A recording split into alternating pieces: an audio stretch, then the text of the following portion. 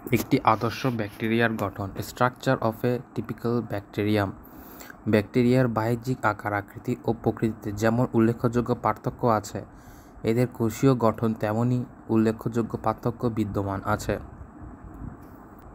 সবগুলো বৈশিষ্ট্যকে একত্রে করে একটি আদর্শ ব্যাকটেরিয়ামে গঠন হিসেবে এখানে উপস্থাপন করা হলো। কোষ প্রাচীর।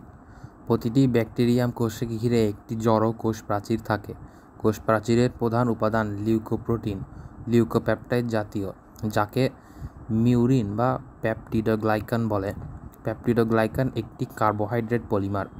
পেপটিডোগ্লাইকানের সাথে কিছু পরিমাণ মুরামিক অ্যাসিড এবং কিটোয়িক অ্যাসিড থাকে।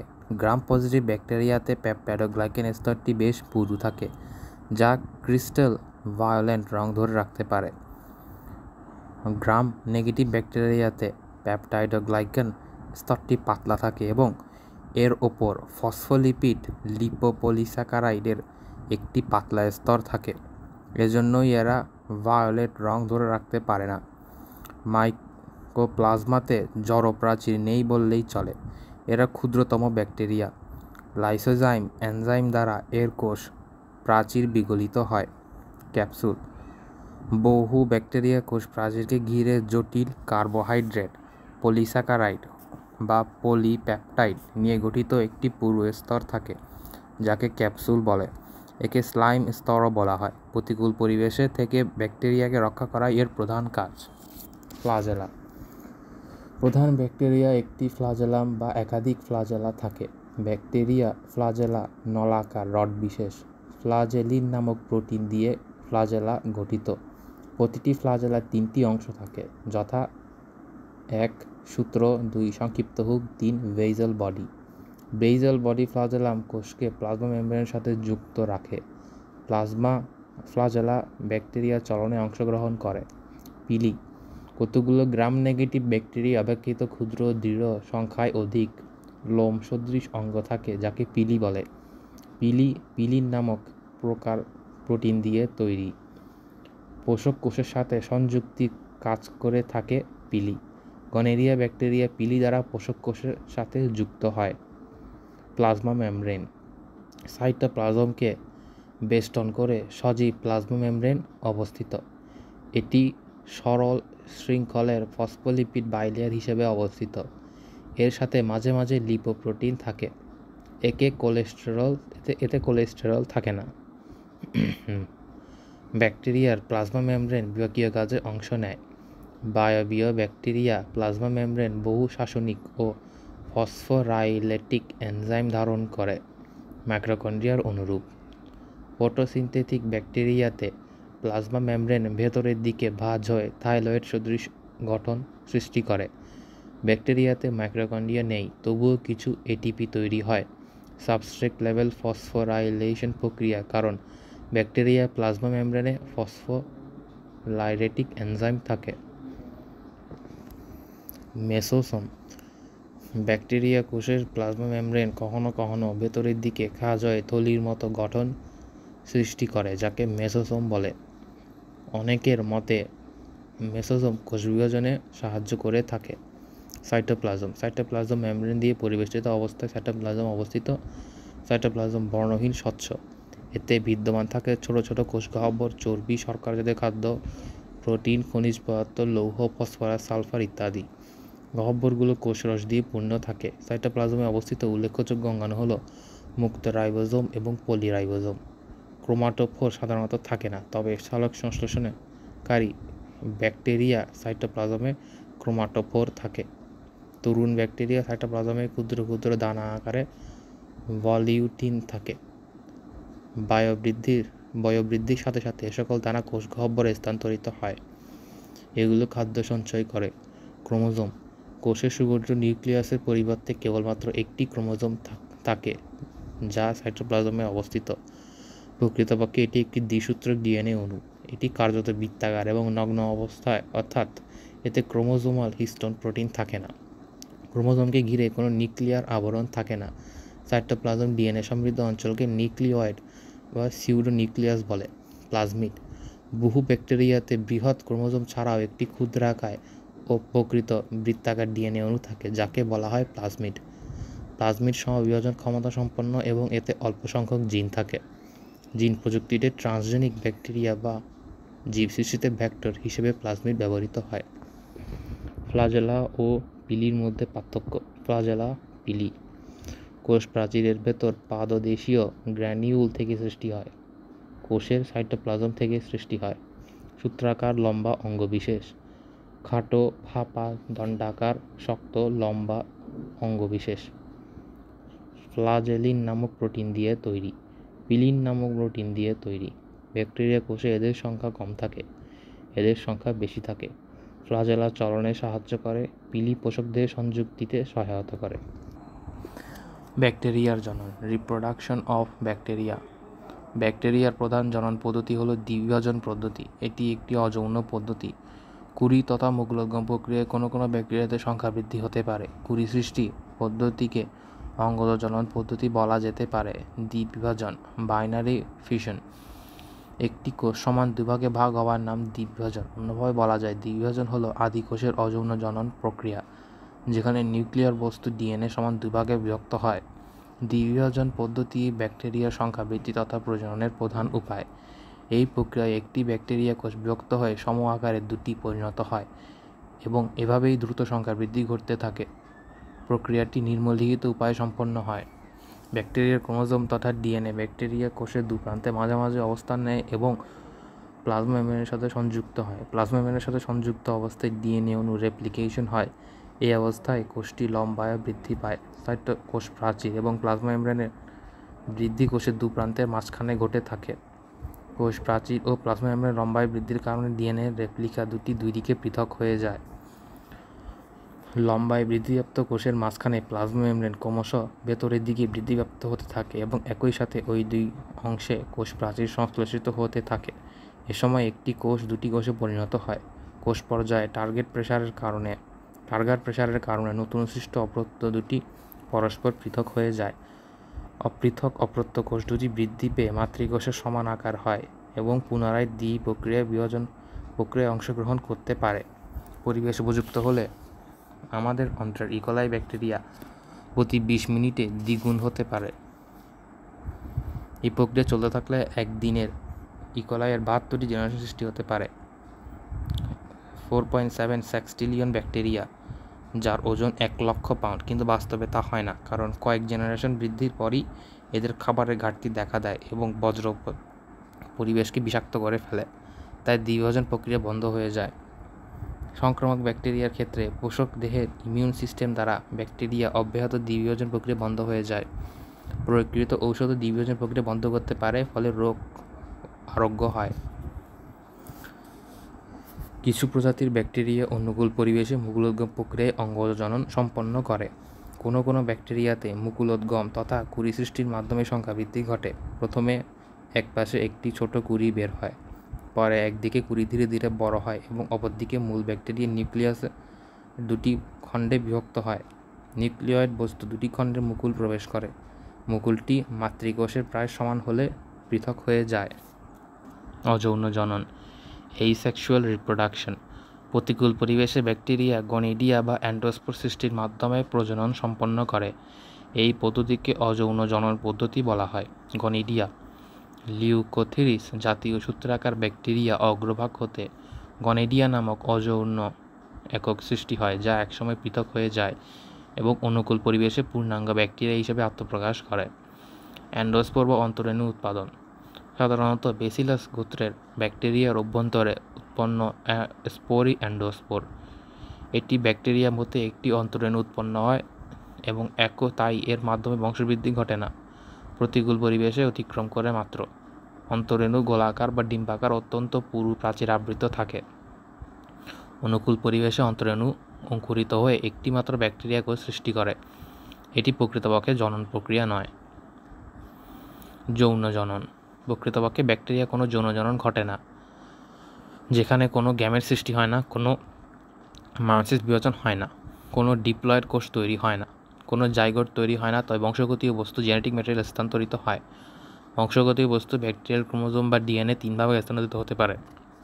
এর আগে দেখা গিয়েছে গনিডিয়া, অ্যান্ডোস্পোর। গনেডিয়ার ক্ষেত্রে অযৌনজনন এবং অ্যান্ডোস্পোর শুধুমাত্র একটি সুপ্তাবস্থা এবং যৌনজননে তিনটি হলো কনজুগেশন নালীপথে। একটি দাতাকোষ এবং একটি গ্রহিতা কোষের মধ্যে একটি ফাঁপা নলের মতো কনজুগেশন নালী সৃষ্টি হয়।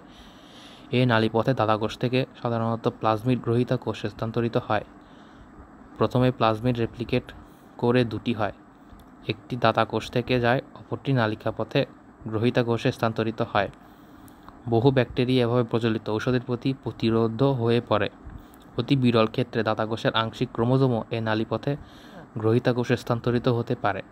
সাধারণত ক্রোমোজোম কিয়দংশ গ্রহিতা কোষে প্রবেশের পর নালিক সংযোগ বিচ্ছিন্ন হয়ে যায়। গ্রহিতা কোষের ক্রোমোজোমের সাথে দাতা কোষের আংশিক ক্রোমোজোমের রিকম্বিনেশন ঘটে, অতিরিক্ত অংশ বিগলিত হয়ে যায়। গবেষণাগারে এটা ঘটানো সম্ভব হলেও প্রকৃতিতে খুবই কম ঘটে থাকে।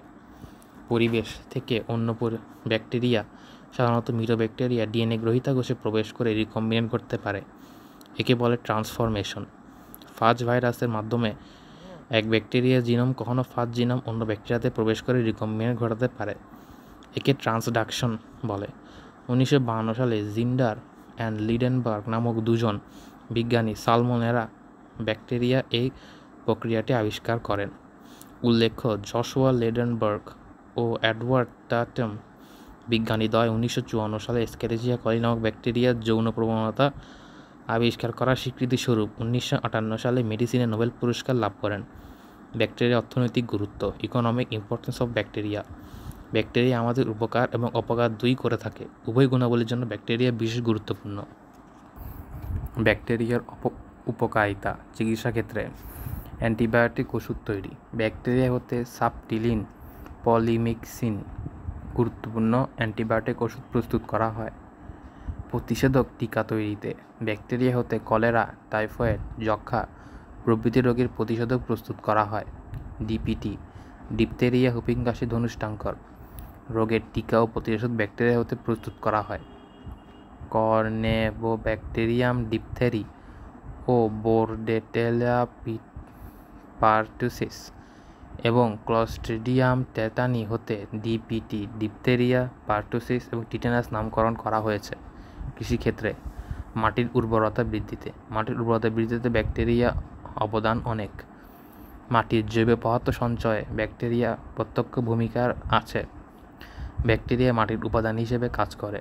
নানাবিধ আবর্জনা হতে পচন প্রক্রিয়ায় মাধ্যমে ব্যাকটেরিয়া জৈব সার ও জৈব গ্যাস প্রস্তুত করে থাকে।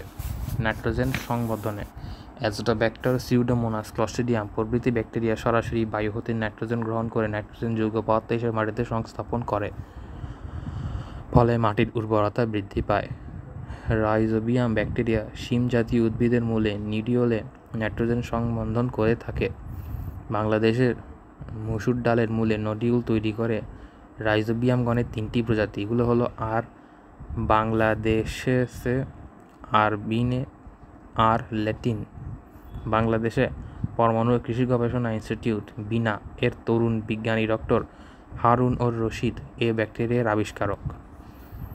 নাইট্রোফিকেশন, অ্যামোনিয়া NH3 নাইট্রেটস NNO3 পরিণত করাকে বলা হয় নাইট্রোফিকেশন। সাধারণত দুটি উপায়ে এটি সম্পন্ন করা হয়। প্রথম উপধাপে নাইট্রোমোনাস, নাইট্রোকক্কাস ইত্যাদি স্থলজ ব্যাকটেরিয়া অ্যামোনিয়াকে নাইট্রেটে পরিণত করে এবং দ্বিতীয় উপধাপে নাইট্রোব্যাক্টার ও নাইট্রেট পরিণত করে। এদের নাইট্রিফাইং ব্যাকটেরিয়া বলা হয়। পতঙ্গনাশক হিসেবে কতিপয় ব্যাকটেরিয়া বিভিন্ন প্রকার পতঙ্গ নিয়ন্ত্রণে ব্যবহার করা হয়। পশুখাদ্য বা সিলেজ তৈরি, কৃষিক্ষেত্র এবং দুগ্ধ শিল্পে পশুর অবদান উল্লেখযোগ্য। পশুখাদ্য হিসেবে ব্যবহৃত খড় জাতীয় খাদ্যকে খণ্ড খণ্ড করে কেটে পানি মিশ্রিত করে ল্যাক্টোবেসিলাসের কার্যকারিতা পশুখাদ্য বা সিলেজ তৈরি হয়।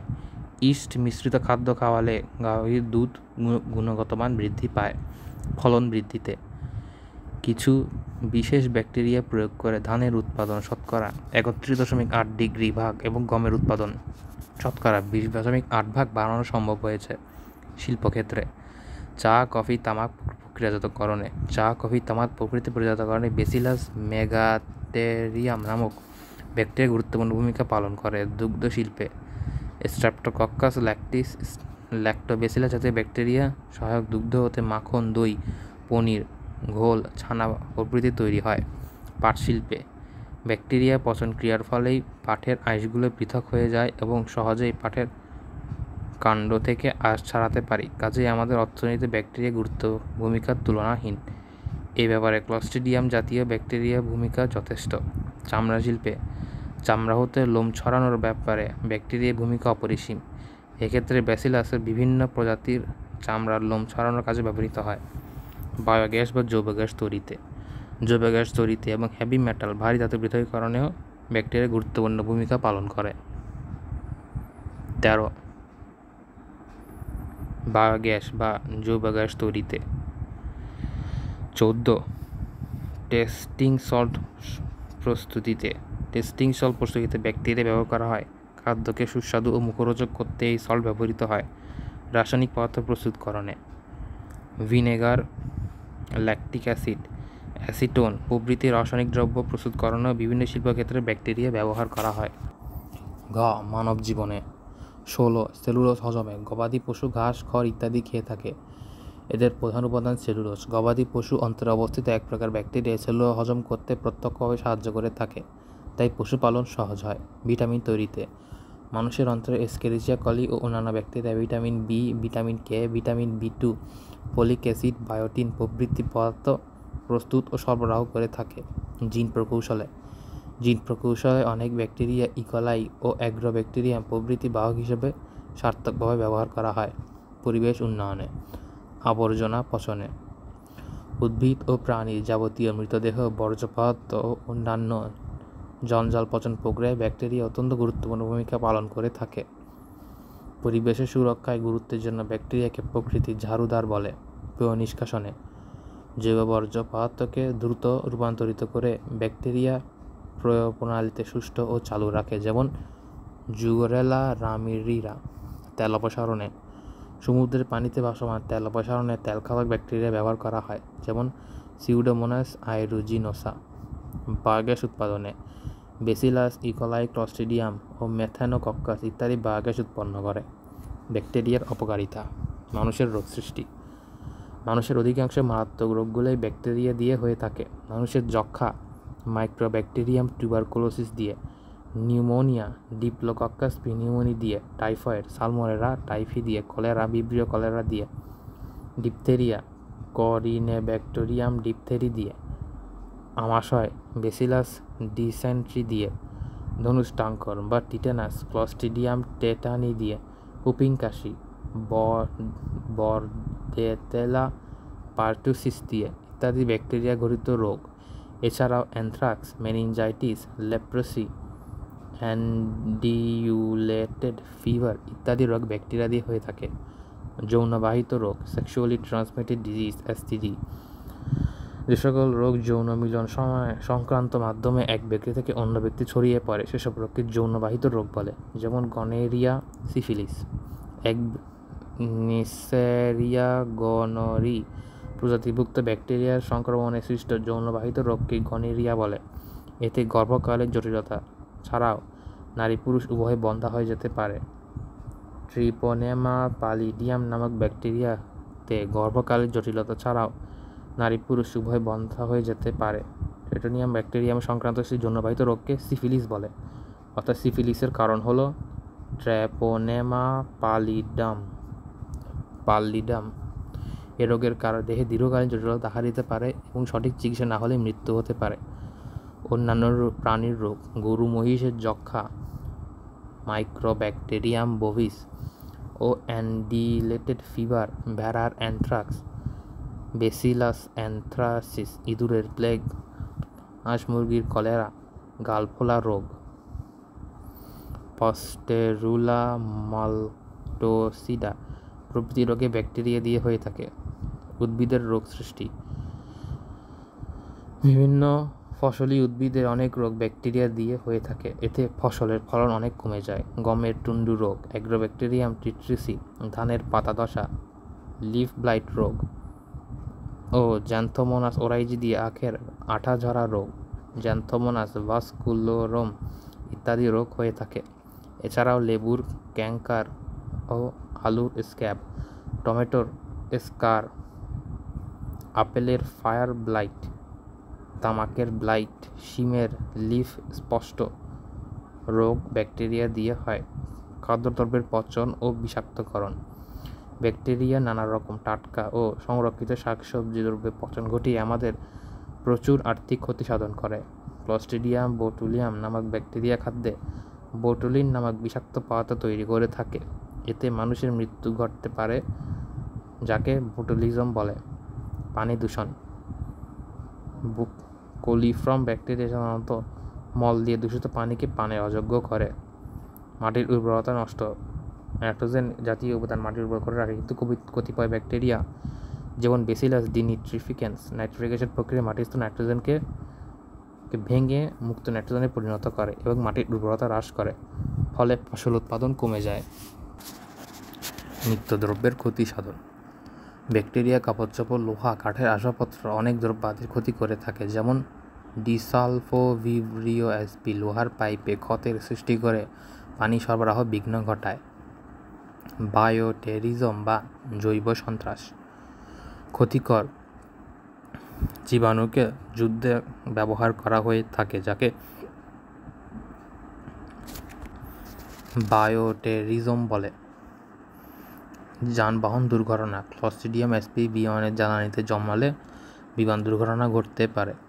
ব্যাকটেরিয়া এবং অ্যান্টিবায়োটিক, ব্যাকটেরিয়া দ্বারা সংক্রমিত রোগসমূহ চিকিৎসকগণ সাধারণত অ্যান্টিবায়োটিক ওষুধ প্রয়োগ করে থাকেন।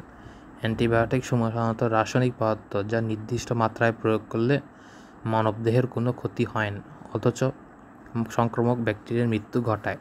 কিন্তু অ্যান্টিবায়োটিক ব্যাকটেরিয়া মৃত্যু ঘটায়, এদের বলা হয় ব্যাকটেরিসিডাল। আবার কিছু অ্যান্টিবায়োটিক সংক্রমণকারী ব্যাকটেরিয়া সংখ্যা বৃদ্ধি বন্ধ করে দেয়, এদের বলা হয় ব্যাকটেরিওসিটিক। আদর্শ অ্যান্টিবায়োটিককে নিম্নলিখিত বৈশিষ্ট্য থাকতে হবে। সেন্সিটিভ টক্সিসিটি, ব্যাকটেরিয়া ধ্বংস করবে, মানবদেহের ক্ষতি করবে না। ন্যারো স্পেকট্রাম, কেবলমাত্র প্যাথোজেন ধ্বংস করবে, মানবদেহের কোনো উপকারী ব্যাকটেরিয়া ধ্বংস করবে না। Effective in a small dose, ক্ষুদ্র মাত্রায় কার্যকারী হবে। Minimum side effect for the host, মানবদেহে পার্শ্ব প্রতিক্রিয়া কম দেখাবে। লো কস্ট, মূল্য কম হতে হবে। লং নর্মাল সেলফ লাইফ, উৎপাদনের পর দীর্ঘ সময় প্রক্রিয়াশীল থাকবে এবং রাখার জন্য কোনো বিশেষ ব্যবস্থা যেমন রেফ্রিজারেটর লাগবে না। সিম্পল ডোজ ইনস্ট্রাকশন, সহজ প্রয়োগ ব্যবস্থা। ব্যাকটেরিয়া কীভাবে রোগ সৃষ্টি করে, ক্ষুদ্র ব্যাকটেরিয়া কীভাবে বিশালদেহী একজন মানুষের রোগ সৃষ্টি করতে পারে। মানবদেহে প্রবেশের পর এক বা কয়েকটি ক্ষুদ্র ব্যাকটেরিয়া সংখ্যা বৃদ্ধি করে লক্ষ লক্ষ ব্যাকটেরিয়াতে পরিণত হয়। সংক্রামক ব্যাকটেরিয়াসমূহ মানুষের দেহ টিস্যুতে খাদ্য সংগ্রহ করে এবং সেই টিস্যু নষ্ট করে ফেলে। টাইফয়েড বা যক্ষা ব্যাকটেরিয়া এরূপ করে থাকে। অনেক ব্যাকটেরিয়া টক্সিন উৎপন্ন করে, যা ব্যক্তির মেটাবলিজমকে ক্ষতিগ্রস্ত করে, ফলে রোগ সৃষ্টি হয়। টিটেনাস, ডিপথেরি, ব্যাকটেরিয়াল ডিনসেন্ট্রি এগুলো হলো টক্সিন দ্বারা আক্রান্ত হওয়ার ফলে সৃষ্ট রোগ। আবিষ্কারক আলেকজান্ডার ফ্লেমিং 1929 সালে সর্বপ্রথম লক্ষ্য করেন পেনিসিলিন নোটেটাম ছত্রাক নিঃসৃত বস্তু কেমিক্যাল স্ট্রেপ্টোকক্কাস ব্যাকটেরিয়া বৃদ্ধি করে দিচ্ছে। এর আবিষ্কার ছিল অপ্রত্যাশিত। এর অ্যান্টিবায়োটিকের নাম দেওয়া হয় পেনিসিলিন এবং প্রথম ইংল্যান্ড থেকে তা ব্যবহার উপযোগী হয় 1940 সালে। অ্যান্টিবায়োটিক কী? অ্যান্টিবায়োটিক হলো ছত্রাক, ব্যাকটেরিয়া ও অ্যাক্টিনোমাইসিটিন জাতীয় ক্ষুদ্র জীব থেকে নিঃসৃত রাসায়নিক পদার্থ, যা কোনো জীবের বৃদ্ধি রহিত করতে সক্ষম। অন্যভাবে বলা যায়, নিম্ন আণবিক ওজন বিশিষ্ট কেমিক্যাল যা অণুজীব থেকে সৃষ্ট এবং যা ক্ষুদ্র মাত্রায় অন্যান্য অণুজীব বৃদ্ধি রহিত করতে পারে। অ্যান্টিবায়োটিক হলো সেকেন্ডারি মেটাবোলাইটস। অ্যান্টিবায়োটিক রোগ প্রতিরোধী অণুজীব। চিকিৎসা ক্ষেত্রে অ্যান্টিবায়োটিক ওষুধ এক বিরাট সাফল্য এনে দিয়েছে, কিন্তু অতিমাত্রায় ও অপরিকল্পিত ব্যবহারে ইতিমধ্যেই বেশ কিছু অতি সংক্রামক অণুজীব প্রচলিত অ্যান্টিবায়োটিকের প্রতি প্রতিরোধী হয়ে উঠেছে। ফলে বর্তমানে অ্যান্টিবায়োটিক প্রয়োগের চিকিৎসা দেওয়া কিছুটা সীমিত হয়ে পড়েছে। তাই অভিজ্ঞ চিকিৎসকের পরামর্শ ছাড়া কোনো অ্যান্টিবায়োটিক গ্রহণ না করাই ভালো। অ্যান্টিবায়োটিক প্রতিরোধী সংক্রামক জীবাণুকে বলা হয় সুপারবাগ। ভাইরাস ও ব্যাকটেরিয়ার মধ্যে পার্থক্য। প্রকৃতি, এরা অকোষীয়, এদের কোনো কোষীয় বস্তু নেই। ডিএনএ বা আরএনএ আছে।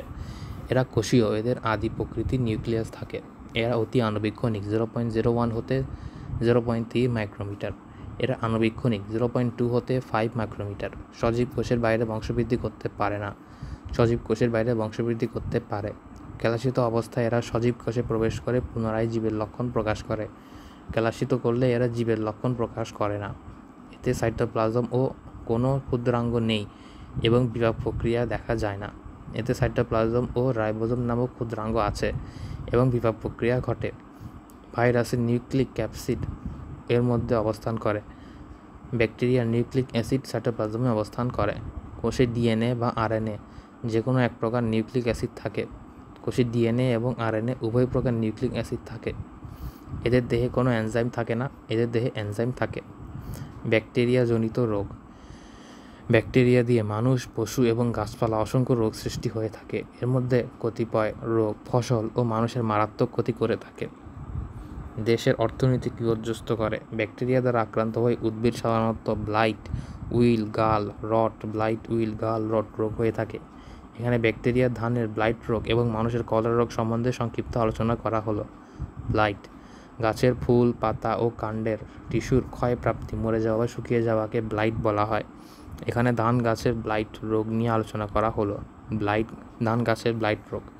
ব্লাইট ডিজিজ অফ রাইস: ধান মারাত্মক রোগগুলোর মধ্যে ব্যাকটেরিয়াল ব্লাইট রোগ অন্যতম। প্রায় পৃথিবীব্যাপী এ রোগের বিস্তৃতি। গ্রীষ্মপ্রধান অঞ্চলে রোগটি স্ট্রেন, শীতপ্রধান অঞ্চলে প্রকৃত অপেক্ষাকৃত অধিক ক্ষতিকর। জাপানের কৃষকেরা সর্বপ্রথম এ রোগের সন্ধান পান বলে ধারণা করা হয়। তাকেয়াশি 1908 সালে সর্বপ্রথম প্রমাণ করেন যে ব্যাকটেরিয়ার আক্রমণে এ রোগ হয়।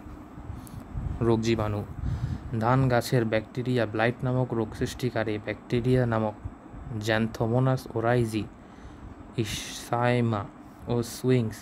এটি দণ্ডাকৃতি 1.2 থেকে 0.3 থেকে 0.5 মাইক্রোমিটার, অপেক্ষাকৃত মোটা ও খাটো।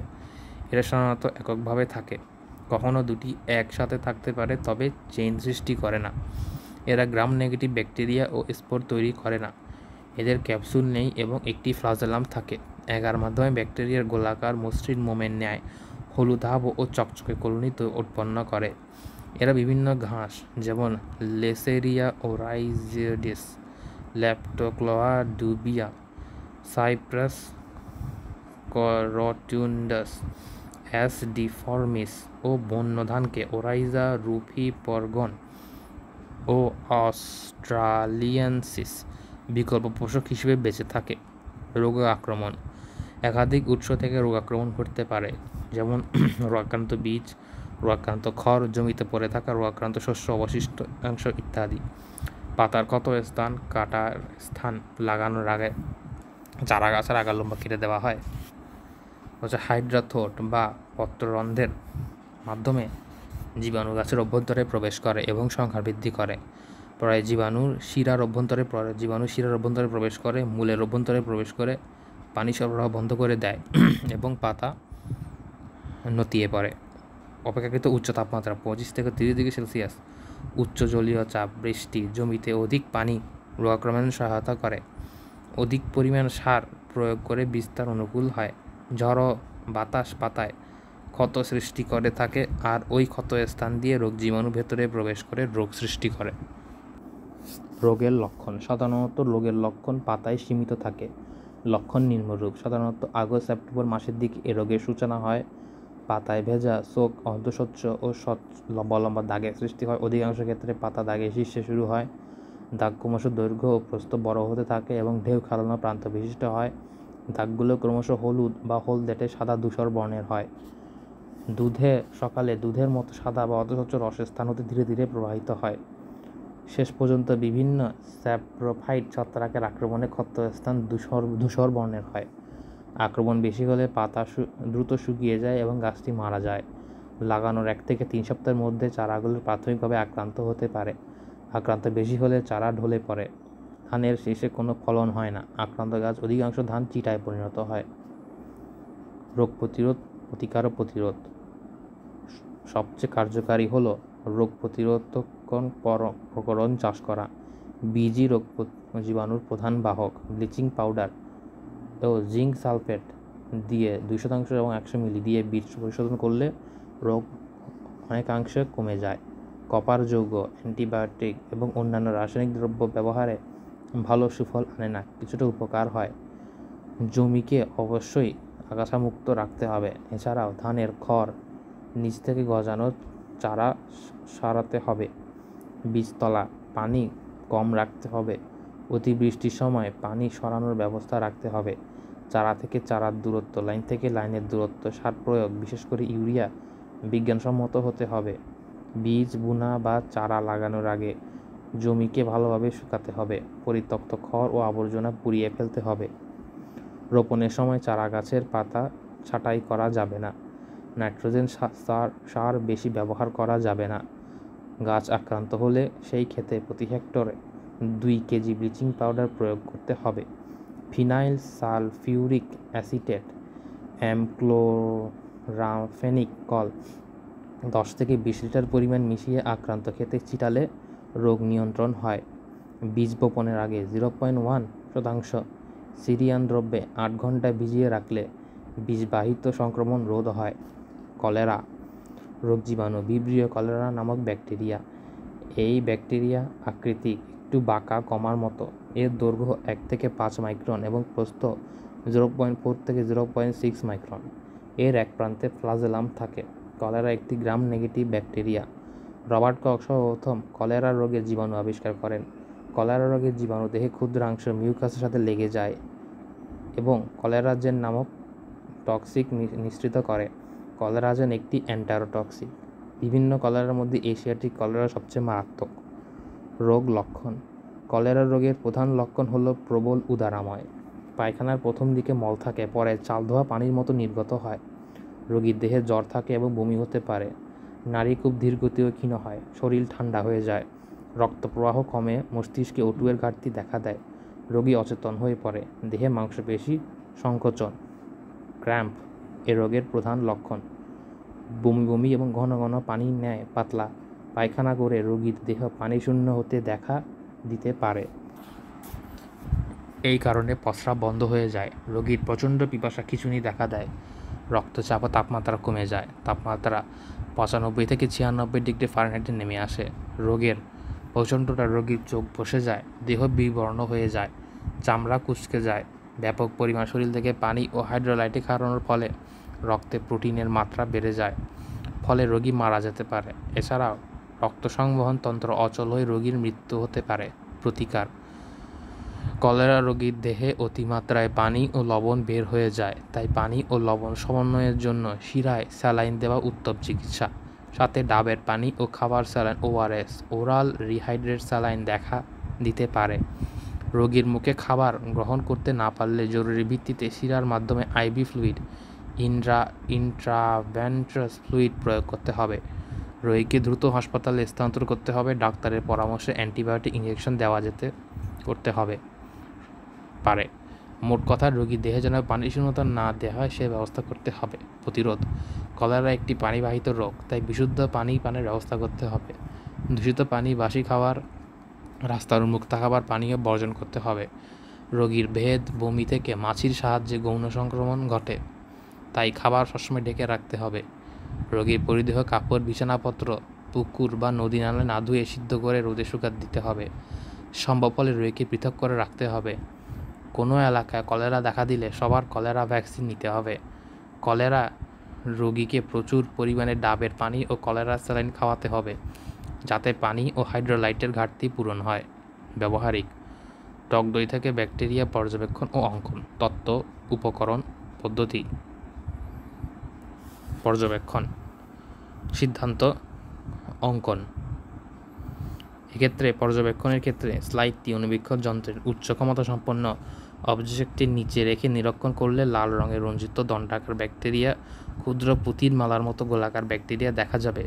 সর্বরক্ষিত টক দই গোলাকার স্ট্রেপ্টোকক্কাস ও দণ্ডাকার ল্যাক্টোব্যাসিলাস ব্যাকটেরিয়া থাকে।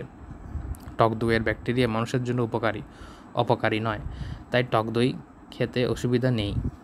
অঙ্কন। অণুজীব যন্ত্রে দেখা দৃশ্যটি ব্যবহারিক খাতায় যথাযথভাবে আঁকতে হবে।